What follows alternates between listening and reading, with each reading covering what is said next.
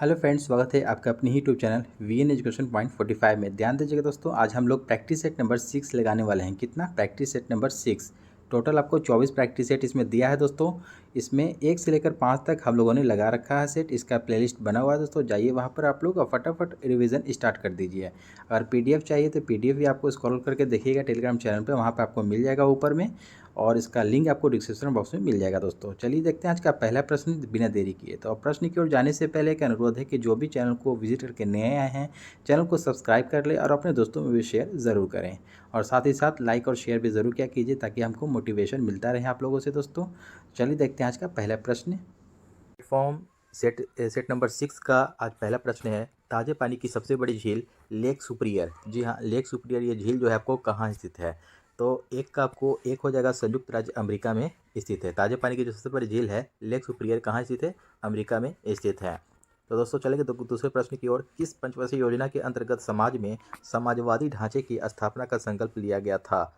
दो का आपको सही उत्तर हो जाएगा बी, द्वितीय पंचवर्षीय योजना में लिया गया था। द्वितीय पंचवर्षीय योजना में के अंतर्गत समाज में समाजवादी ढांचे की स्थापना का संकल्प लिया गया था।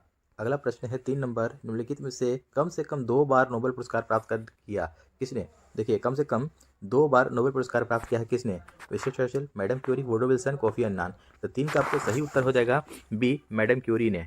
अलग अलग क्षेत्र में फिजिक्स और केमिस्ट्री 1903 में आपको भौतिकी में इन्हें मिला, ठीक है, फिजिक्स में, और 1911 में इन्हें केमिस्ट्री यानी कि रसायन शास्त्र के क्षेत्र में दिया गया नोबेल पुरस्कार। तो 2 बार कम से कम नोबेल पुरस्कार प्राप्त करने वाली यही है, ठीक है। नेक्स्ट क्वेश्चन है आपका 4 नंबर, सविनय अवज्ञा आंदोलन में गांधी जी के बाद सत्याग्रह का नेतृत्व किसने किया? देखिए, सविनय अवज्ञा आंदोलन में गांधी जी के बाद सत्याग्रह का जो नेतृत्व था किसने किया? एनी बेसेंट, मुद्दुमलाई साराभाई, मुत्तुलक्ष्मी या सरोजिनी नायडू। तो 4 का आपको सही उत्तर हो जाएगा डी, सरोजिनी नायडू। सरोजिनी नायडू ने गांधी जी के बाद सत्याग्रह का नेतृत्व किया। नेक्स्ट क्वेश्चन है 5 नंबर, ग्राम पंचायत कौन सा कर नहीं लगा सकता है? देखिए, ग्राम पंचायत जो है आपको कौन सा कर जो है कि नहीं लगा सकता है? कृषि कर, स्वच्छता कर, जल कर या प्रकाश शुल्क। तो 5 का आपको सही उत्तर हो जाएगा ए, कृषि कर। कृषि कर आपको ग्राम पंचायत नहीं लगा सकता है। नेक्स्ट क्वेश्चन हो जाएगा आपको 6 नंबर, खासी भाषा किसमें सम्मिलित है? देखिए, यह खासी भाषा जो है आपको किसमें सम्मिलित है? तो 6 का आपको सही उत्तर हो जाएगा बी, ऑस्ट्रो एशियाटिक उपकुल की मोनोखमेर शाखा, ठीक है। ऑस्ट्रो एशियाटिक उपकुल की मोनोखमेर शाखा इसमें सम्मिलित है खासी भाषा। अगला प्रश्न है 7 नंबर, भारतीय संविधान में संसद के दोनों सदनों की संयुक्त बैठक का प्रावधान किस देश के संविधान से प्रेरित है? देखिए, भारतीय संविधान में पूछा जा रहा है कि संसद के दोनों सदनों की संयुक्त बैठक जो बुलाया जाता है, कितना? अनुच्छेद 108 के तहत बुलाया जाता है। और कौन बुलाता है इसको? संयुक्त बैठक जो संसद के दोनों सदनों की, राष्ट्रपति बुलाता है, और इसकी अध्यक्षता कौन करता है? लोकसभा अध्यक्ष करता है। कौन? लोकसभा अध्यक्ष करता है, ध्यान रखेंगे। तो यहाँ पूछा जा रहा है प्रश्न दोस्तों कि संसद के दोनों सदनों की संयुक्त बैठक का प्रावधान जो है कि किस देश की संविधान से प्रेरित है, मतलब कि किस देश के संविधान से लिया गया है? तो 7 का सही उत्तर हो जाएगा ए, ऑस्ट्रेलिया से लिया गया है। नेक्स्ट क्वेश्चन हो जाएगा आपको, भारत में उगाई जाने वाली अधिकतम कॉफ़ी की किस्में है? देखिए, भारत में उगाई जाने वाली अधिकतम कॉफ़ी की किस्म कौन सी है? तो 8 का सी हो जाएगा अरेबिका। उत्तम किस्म का ये आपको ये किस्म है अरेबिका, जो सबसे ज़्यादा उगाया जाता है। नेक्स्ट क्वेश्चन है किस योजना के अंतर्गत सरकार ने वह कृषि नीति अपनाई जिसने हरित क्रांति को जन्म दिया? तो कौन सी योजना के अंतर्गत? 9 का आपको डी हो जाएगा तृतीय पंचवर्षीय योजना, ठीक है। तृतीय पंचवर्षीय योजना में सरकार ने वह कृषि नीति अपनाई जिसने हरित क्रांति को जन्म दिया। तो हरित क्रांति की शुरुआत भारत में कब हुई थी? तो 1967-68 ईस्वी में हुई थी। इसे भी डेट याद रखेंगे, इंपॉर्टेंट है। और हरित क्रांति की शुरुआत किसने किया? एम.एस. स्वामीनाथन, ठीक है, याद रखेंगे नाम भी, ठीक है। नेक्स्ट क्वेश्चन हो जाएगा आपका 10 नंबर, निम्नलिखित में से कौन भारत की सबसे बड़ी कृत्रिम ताजे पानी की झील है? देखिए, निम्नलिखित में से कौन सी भारत की सबसे बड़ी कृत्रिम ताजे पानी की झील कौन सी है? नैनीताल झील, शिवाजी सागर झील, कोडई झील या कोलेरू झील। तो 10 का आपको सही उत्तर हो जाएगा बी, शिवाजी सागर झील जो है आपको ये कृत्रिम ताजे पानी की सबसे बड़ी झील है भारत में। नेक्स्ट क्वेश्चन हो जाएगा, भारतीय आधिकारिक गोपनीयता अधिनियम का पारित किया गया था जिसने प्रेस की स्वतंत्रता को प्रतिबंधित कर दिया। भारतीय आधिकारिक गोपनीयता अधिनियम कब पारित किया गया था जिसने प्रेस की स्वतंत्रता को प्रतिबंधित कर दिया था? तो 11 का आपको सही उत्तर हो जाएगा बी, 1904 ईस्वी में। कब? 1904 ईस्वी में पारित किया गया था। नेक्स्ट क्वेश्चन है 12 नंबर, भारतीय संविधान ने भारत को किस प्रकार वर्णित किया है? देखिए, भारतीय संविधान ने भारत को किस प्रकार वर्णित किया है? तो 12 का आपका सही उत्तर हो जाएगा बी, एक राज्यों का संघ में वर्णित किया है। 13 नंबर प्रश्न है, लोकसभा के द्वारा पारित धन विधेयक, लोकसभा के द्वारा पारित धन विधेयक राज्यसभा के द्वारा पारित आपको मान लिया जाता है यदि उच्च सदन उस पर किस समय सीमा में कार्य संपादन ना कर सके। तो कितना दिन में? तो 13 का आपको सही उत्तर हो जाएगा बी, 14 दिन। यानी कि धन विधेयक जो लोकसभा के द्वारा जो पारित किया जाता है तो राज्यसभा के द्वारा पारित मान लिया जाता है कब, कितने दिन में, कि उच्च सदन उस पर किस समय सीमा में कार्य संपादन ना कर सके, तो यानी कि 14 दिन के भीतर। ठीक है, इसको ध्यान रखेंगे। नेक्स्ट क्वेश्चन है, सरदार वल्लभ भाई पटेल की तुलना निम्नलिखित में से की जाती है। यानी कि सरदार वल्लभ भाई पटेल की तुलना जो है आपको कंपेरिजन जो है किससे की जाती थी। ठीक, यहाँ पे कहा जा रहा है किससे की जाती थी, जोसेफ मैरी, कैवोर, गैरिबाल्डी या बिस्मार्क। तो 14 का आपको सही उत्तर हो जाएगा बिस्मार्क। ठीक है, बिस्मार्क से किया जाता था तुलना। नेक्स्ट क्वेश्चन हो जाएगा आपको 15 नंबर, सूर्य के रहस्यों को जानने हेतु आदित्य L1 अंतरिक्ष यान भारत के श्रीहरिकोटा के सतीश धवन अंतरिक्ष केंद्र से इसरो के द्वारा सफलतापूर्वक कब लॉन्च किया गया। देखिए इंपॉर्टेंट है, ये बहुत ही इंपॉर्टेंट है, इसको VVI लगा लेंगे, ये एग्जाम में एकदम बिल्कुल आ सकता है। तो जो आदित्य L1 जो सूर्य के रहस्यों को जानने के लिए जो छोड़ा गया है आपको, ये आंध्र प्रदेश के श्रीहरिकोटा से सतीश धवन अंतरिक्ष केंद्र से छोड़ा गया है सफलतापूर्वक। कब? तो 15 का आपको सही उत्तर हो जाएगा, याद रखेंगे छोटा डेट के साथ, 2 सितंबर 2023, 2 सितंबर 2023 को छोड़ा गया था। नेक्स्ट क्वेश्चन है 16 नंबर, किसी वस्तु का पूंजी तथा उत्पादन का अनुपात किसका माप है। किसी वस्तु का पूंजी तथा उसका उत्पादन जो होता है किसका अनुपात का माप होता है। तो 16 का आपको सही उत्तर हो जाएगा बी, उत्पादन की प्रति इकाई में निविष्ट पूंजी की राशि। उत्पादन की प्रति इकाई में निविष्ट पूंजी की राशि को वस्तु की पूंजी तथा उत्पादन का अनुपात का माप है। नेक्स्ट क्वेश्चन हो जाएगा आपको 17 नंबर, मौलिक अधिकारों को लागू करने के लिए रिट जारी की जाती है।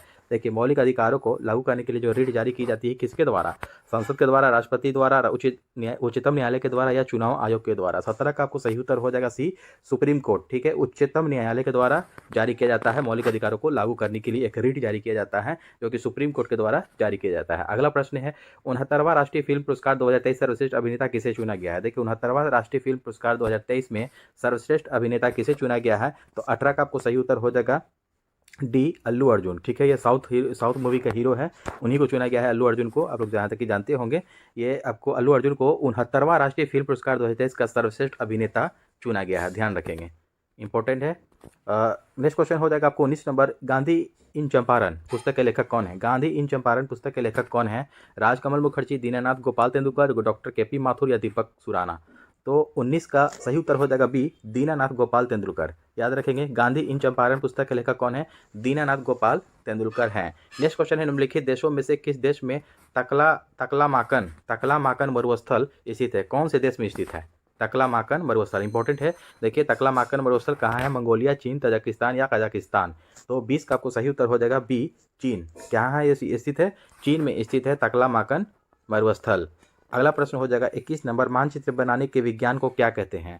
देखिए मानचित्र बनाने के विज्ञान को क्या कहते हैं, तो 21 का सही उत्तर हो जाएगा ए, कार्टोग्राफी। इस तरह से आप याद रख सकते हैं इसको कि मानचित्र बनाने के विज्ञान को, मानचित्र जो भी होता है, जब ये पृथ्वी है आपको, तो इस तरह से आपको ऐसे ऐसे कटा रहता है ये, ठीक है, इस तरह कटा रहता है तो आपको कटता है, तो इसलिए कार्टोग्राफी। इस तरह से आप लोग ट्रिक बना करके याद रख सकते हैं कि मानचित्र बनाने के विज्ञान को कार्टोग्राफी कहा जाता है। 21 का एक उत्तर सही हो जाएगा। नेक्स्ट क्वेश्चन है 22 नंबर, मुद्रास्फीति के अंतर्गत क्या होता है।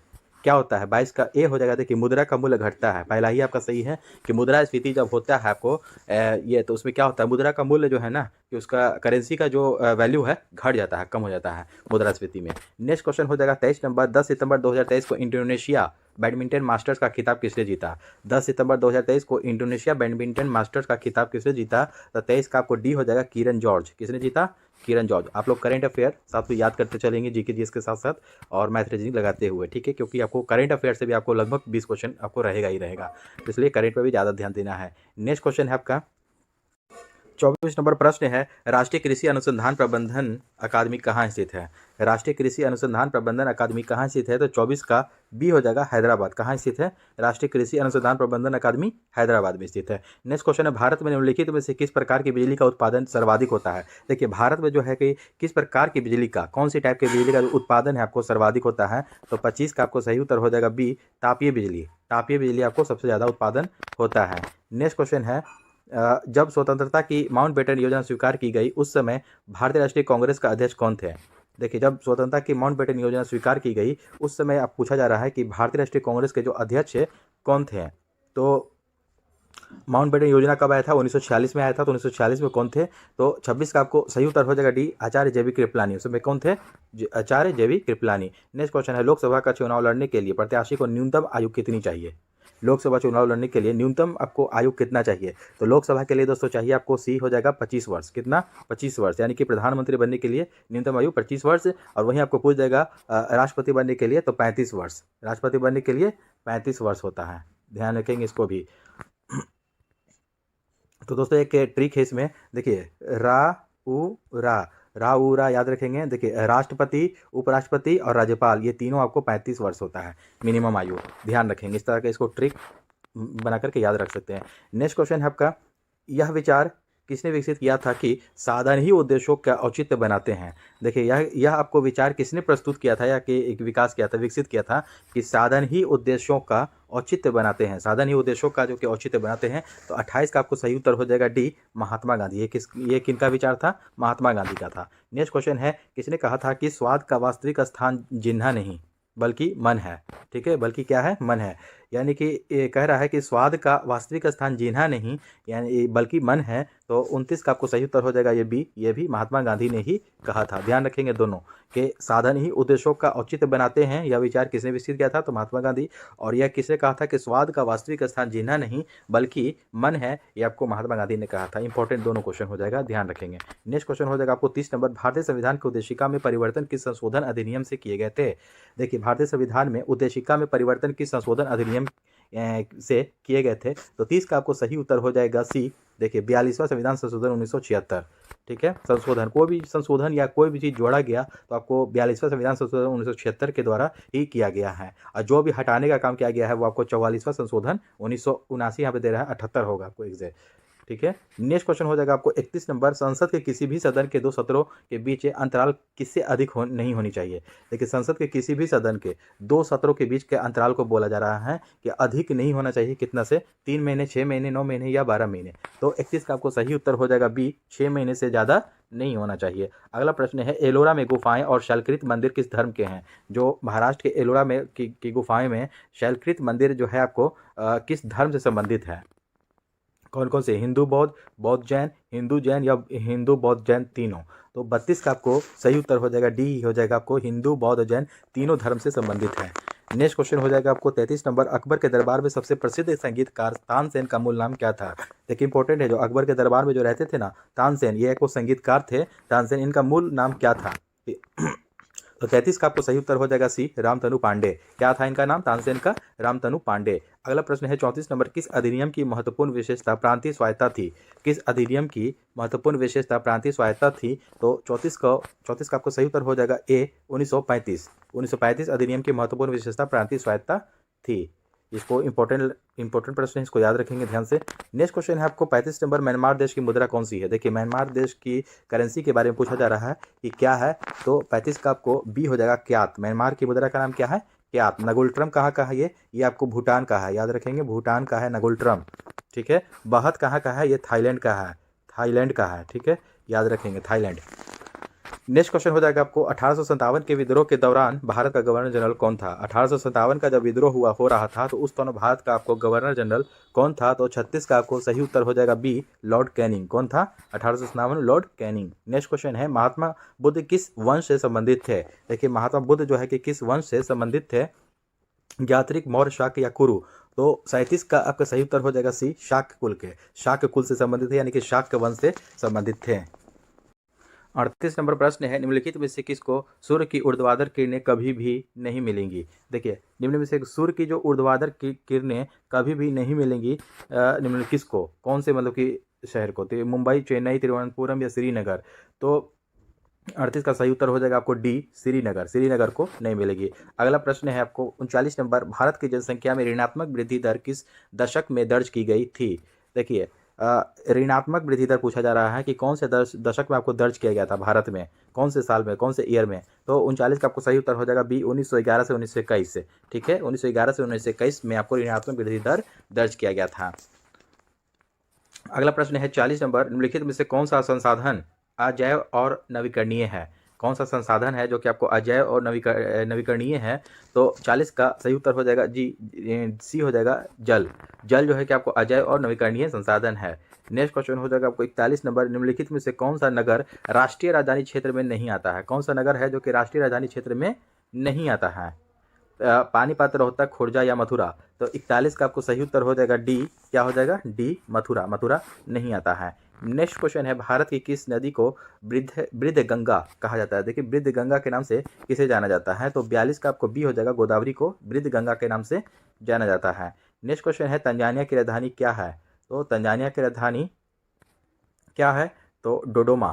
तंजानिया की राजधानी क्या है? डोडोमा, याद रखेंगे। नेक्स्ट क्वेश्चन है 44 नंबर, अंडमान द्वीप समूह और निकोबार द्वीप समूह निम्नलिखित में से किसके द्वारा एक दूसरे से अलग किए गए हैं? तो अंडमान द्वीप समूह और निकोबार द्वीप समूह निम्नलिखित में से किसके द्वारा एक दूसरे से अलग किए गए हैं? तो 44 का आपको ए हो जाएगा 10 डिग्री चैनल। क्या हो जाएगा? 10 डिग्री चैनल से द्वारा अंडमान द्वीप समूह को निकोबार द्वीप समूह से अलग किया गया है। नेक्स्ट क्वेश्चन है, बोगोटा निम्नलिखित में से किस देश की राजधानी है? देखिए बोगोटा निम्न में से किस देश की राजधानी है? तो 45 का सही उत्तर है ए, कोलंबिया। कोलंबिया की राजधानी क्या है? बोगोटा। ध्यान रखेंगे, याद रखेंगे इसको, कोलंबिया की राजधानी है बोगोटा। नेक्स्ट क्वेश्चन है 46 नंबर, आतंकवाद से पीड़ितों का अंतर्राष्ट्रीय दिवस हर साल किस तिथि को मनाया जाता है? देखिए आतंकवाद से पीड़ितों का अंतर्राष्ट्रीय दिवस हर साल किस तिथि को मनाया जाता है? तो 46 का सही उत्तर है 21 अगस्त। कब मनाया जाता है?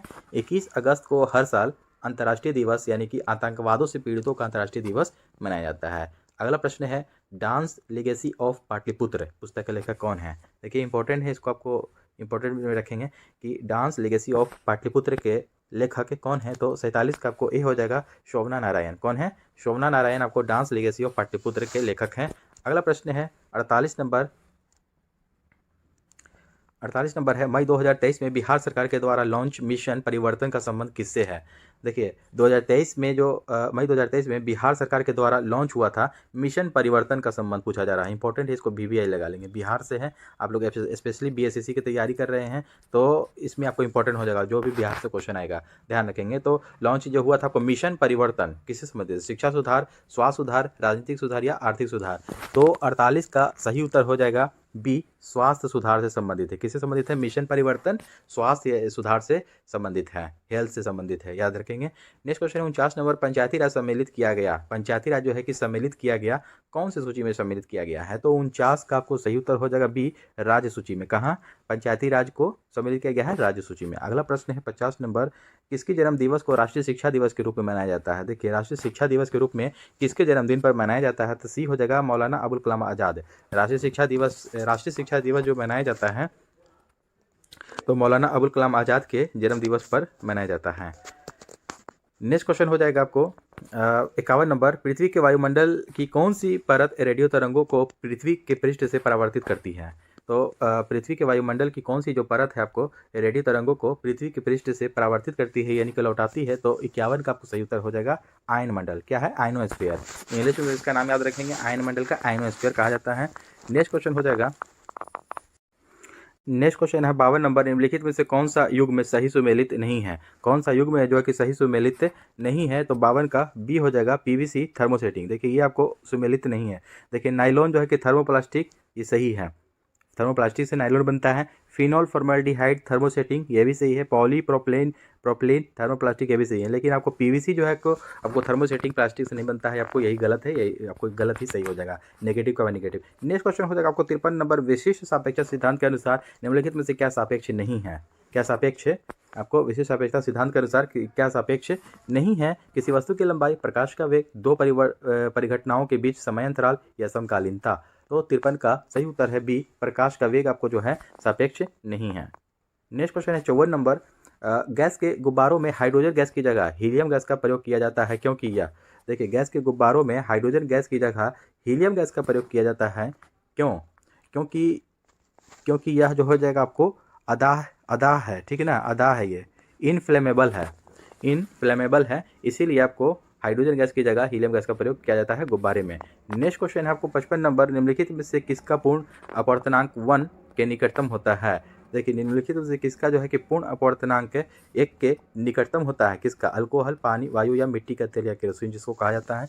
तो 55 का आपको सही उत्तर हो जाएगा सी, वायु, किसका हो जाएगा? अपर्तनांक 1 के निकटतम होता है तो वायु का। अगला प्रश्न है माणिक यानी कि रूबी और नीलम किसके ऑक्साइड हैं? माणिक के और नीलम किसके ऑक्साइड हैं ये?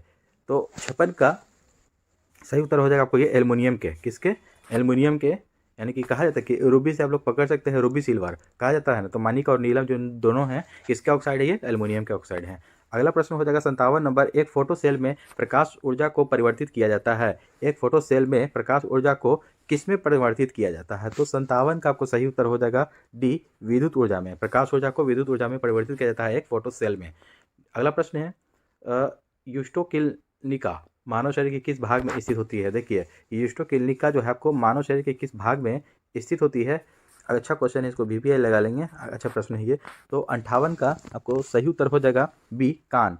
ठीक है, कान में आपको युष्टोकिल्निका आपको शामिल होता है, कान में। एक और क्वेश्चन है इसमें, देखिए रेलवे ग्रुप डी में पूछा गया था कि पिन्ना ये आपको शरीर के किस अंग का आपको भाग है? तो ये पिन्ना भी जो है ना कि कान का ही है, ध्यान रखेंगे। ये आपको रेलवे ग्रुप डी में भी आया था और बहुत सारे एग्जाम में आते रहते हैं ये क्वेश्चन इस तरह से। तो पिन्ना किस अंग का भाग है? तो कान का ही है। और ये भी आपको याद रखेंगे कि युष्टोकिल्निका मानव शरीर के किस भाग में स्थित होता है? तो कान में स्थित होता है। अगला प्रश्न है, यदि मनुष्य की एक ही आंख होती है तो क्या होगा? वस्तु का प्रतिबिंब उल्टा बनता, दृश्य क्षेत्र कम हो जाता, त्रिविमीय प्रतिबिंब दिखाई नहीं देता, या बी और सी दोनों आपको हो जाएगा। तो 59 का आपको सही हो जाएगा, आपको ये डी ही होगा, आपको बी और सी दोनों हो जाएगा। यानी कि आपको दृश्य क्षेत्र कम हो जाता अगर मनुष्य की एक ही आंख अगर होती, 2 आंख के बजाय 1 आंख ही होती तो क्या होता? दृश्य क्षेत्र कम हो जाता और त्रिविमीय प्रतिबिंब जो होता है वो दिखाई नहीं देता। तो बी और सी दोनों सही हैं। नेक्स्ट क्वेश्चन है, रुधिर अस्कंदन में मदद करने वाला विटामिन कौन सा है? रुधिर अस्कंदन में यानी कि ब्लड जो है कि जमने में कौन सा विटामिन आपको हेल्प करता है, मदद करता है? तो आपको ऑब्वियसली आपको विटामिन के हो जाएगा, विटामिन के। विटामिन के का आपको वैज्ञानिक नाम क्या है? फिलोक्विनोन। ठीक है, ये फिलोक्विनोन, ठीक है, याद रखेंगे। ये आपको विटामिन के का ये है। सी का क्या है? सी का होता है वैज्ञानिक नाम कैल्सीफेरॉल। ठीक है, सॉरी डी का, सी का हो जाएगा आपको एस्कॉर्बिक एसिड, और ई का होता है वैज्ञानिक नाम टेकोफेरॉल। साथ साथ ये भी सब याद रखेंगे। तो क्या है कि रुधिर अस्कंदन में मदद करता है कौन सा विटामिन, यानी कि रुधिर को जमने में? तो विटामिन के। नेक्स्ट क्वेश्चन है आपको 61 नंबर निम्नलिखित में से कौन सा सही मेल है? देखिए आपको सही मेल के बारे में बताना है, कौन सा हो जाएगा। तो 61 का देखिए पढ़ते हैं हम लोग कि किरीटी आघात, संवहन तंत्र विस्फार, ये आपको सही मेल नहीं है। एथीरोस्क्लेरोसिस से ये आपको धमनियों का अवरुद्ध हो जाना, ये भी नहीं है। आपको हाइपरटेंशन, न्यून रक्तचाप, नहीं, हाइपरटेंशन में आपको उच्च रक्तचाप होता है। हाइपोटेंशन, दिल का दौरा, ये आपका सही है। तो आपको डी, 61 का आपको डी सही हो जाएगा। हाइपोटेंशन, दिल का दौरा, ये आपका सही है। तो सही मेल यही खाता है। नेक्स्ट क्वेश्चन है 62 नंबर, अनियतापी प्राणियों के लिए निम्नलिखित में से कौन सा सही है? देखिए अनियतापी प्राणियों के लिए निम्नलिखित में से कौन सा सही है? तो उनका रक्त हर समय शीतल रहता है। क्या ये होगा? नहीं, शीतल नहीं रहता है। उनके शरीर का तापमान वायुमंडल के अनुसार बदलता रहता है। ये आपका सही हो जाएगा, बी द राइट आंसर। तो बी हो जाएगा, उनके शरीर का तापमान जो है अनियतापी प्राणियों का, अनियतापी जो प्राणी होते हैं तो उनके शरीर का जो तापमान है वायुमंडल के अनुसार बदलता रहता है। ठीक है, उनके शरीर का तापमान सदा स्थिर रहता है, नहीं। वे रास्ते में आने वाले सभी प्राणियों का वध कर देते हैं, ये भी बिल्कुल नहीं। नेक्स्ट क्वेश्चन हो जाएगा आपको 63 नंबर, एड्स वायरस का आनुवंशिक पदार्थ है। देखिए एड्स जो है कि कौन से वायरस का आनुवंशिक पदार्थ होता है? तो 63 का सही उत्तर हो जाएगा ए, एक सूची RNA। एक सूची RNA का आनुवंशिक पदार्थ होता है। 64 नंबर प्रश्न है कि विद्युत नियंत्रण विज्ञापन के साइन बोर्ड्स की विषय वस्तु की रात में पठनीयता सक्षम रखने के लिए उनमें निम्नलिखित में से किस गैस का प्रयोग किया जाता है? देखिए ध्यान देंगे दोस्तों कि विद्युत नियंत्रित विज्ञापन जो होता है वो साइन बोर्ड जो लगा होता है ना, उसमें विषय वस्तु की रात में पठनीयता सक्षम रखने के लिए उसमें निम्नलिखित में से कौन सी गैस का प्रयोग किया जाता है? क्रिप्टॉन, हीलियम, नाइट्रोजन या नियॉन?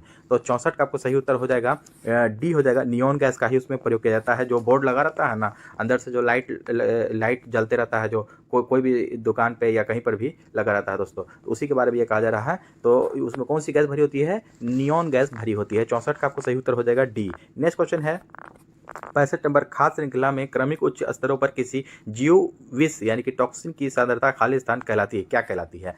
खाद्य श्रृंखला में क्रमिक उच्च स्तरों पर किसी जीव की विष जो है आपको टॉक्सिन की सांद्रता क्या कहलाती है? तो 65 का आपको सी हो जाएगा, जैव आवर्धन। क्या कहलाती है? जैव आवर्धन कहलाती है। नेक्स्ट क्वेश्चन है 66 नंबर, परमाणु पाइल का प्रयोग कहाँ होता है? परमाणु पाइल का प्रयोग कहाँ होता है? तो 66 का सी हो जाएगा, ताप नाभिकीय संलयन के प्रचलन में होता है। परमाणु पाइल का प्रयोग ताप नाभिकीय संलयन के प्रचलन में होता है। नेक्स्ट क्वेश्चन है 67 नंबर, ताज ट्रेपेजियम जोन यानी कि TTZ ताजमहल के चारों ओर खाली स्थान कितने किलोमीटर स्क्वायर का एक अधिसूचित क्षेत्र है जो स्मारक को प्रदूषण से संरक्षित करने के लिए है।